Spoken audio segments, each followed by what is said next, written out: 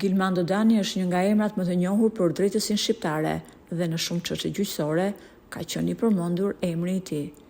Edhe pse drejtësia e tha fjalën e saj, duke e dënuar me 12 vite heqje lirie, duket se grupet rivale, konfliktet që kishin me të, nuk i mbyllën kurrë. Gilmando njeh njëkohësisht edhe si miku i ngushtë i Shullasit. Mësohet se Shullasi nga burgu i kishte çuar mesazhe Gilmandos që të tregojë i kujdesshëm, por duket se grupet kundërshtare kishin planifikuar çdo gjë deri në detajin më të vogël për ta eliminuar, madje edhe heqjen e dritave në zonën e fushkrujës për 1 orë, derisa të mbaronte aksioni, për të cilin thuhej se ishte planifikuar prej muajsh. Sigurisht, kjo ngjarje mori përmase të mëdha, jo vetëm për drejtësinë, por edhe për impaktin që pati në opinionin publik. Për te çdo gjëje që u tha dhe u shkrua, të tjera detaje kanë dalë për jetën private të Gilmandos.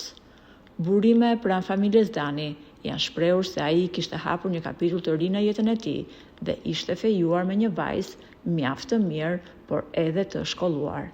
E fejuara Gilmandos kishte mbaruar studimet e larta dhe punonte si arkitekte. Çifti ishin në pritje të fëmijës së tyre të parë dhe pas 2 muajsh kishin planifikuar dasmën. Gjatë qëndrimit 3 ditor në Barcelonë, Gilmando kishte shkuar edhe në një dyqan ku kishte porositur fustanin e nusërisë për të fejuarën e tij. Dhimbja në familje tashmë është 2 fish. Pasi në vend të dasmës, familja e çoi të birin në banesën e fundit, ndërsa e fejuara e tij ende nuk mund ta besojë se fëmia e saj nuk do të ketë mundësi të njohë të atin.